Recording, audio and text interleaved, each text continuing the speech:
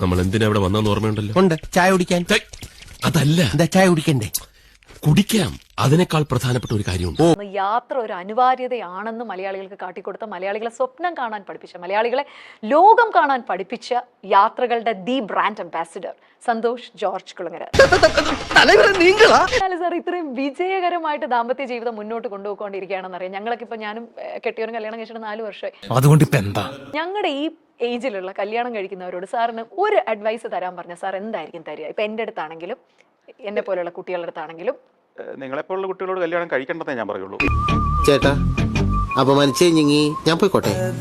അല്ല, നിങ്ങൾ കല്യാണം കഴിച്ചില്ലെങ്കിലും ഈ ഭൂമിക്ക് പ്രത്യേകിച്ച് പ്രശ്നങ്ങളൊന്നും ഉണ്ടാകാൻ പോകുന്നില്ല. ഈ കേരളത്തിൽ വലിയ പ്രശ്നങ്ങളൊന്നും ഉണ്ടാകാൻ പോകുന്നില്ല. സമൂഹത്തിലൊരു പ്രശ്നം ഉണ്ടാകാൻ പോകുന്നില്ല.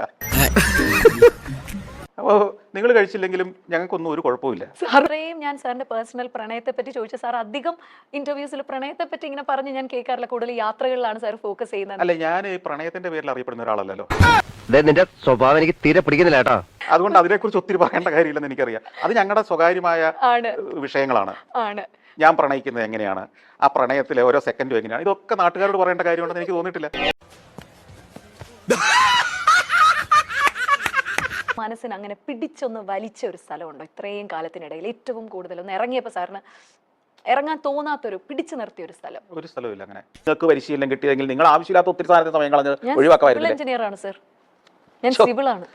സിവിൽ എഞ്ചിനീയറിംഗ് 4 വർഷം പഠിച്ച് സൈറ്റിലൊക്കെ നിന്ന് പണിയെടുത്ത ഒരാളാണ് സർ ഞാൻ. സാർ പറയുമ്പോൾ എനിക്കാണ് ഫയർ തോന്നുന്നത്. ശരിയാണ് സാർ പറഞ്ഞാൽ, എനിക്കൊരു 16ാമത്തെ വയസ്സ് തൊട്ട് ഇതിന്റെ നർച്ചറിംഗ് ആണ് കിട്ടിയിരുന്നെങ്കിൽ മേ ബി വേറൊരു ലെവലിലേക്ക് നമുക്കൊക്കെ സ്റ്റെപ്പ് ചെയ്യാൻ നേരത്തെ പറ്റുമായിരുന്നു. നിങ്ങൾ കേരളം വിട്ടു പോവുകയും കേരളം രക്ഷപ്പെടുകയും ചെയ്തേനെ.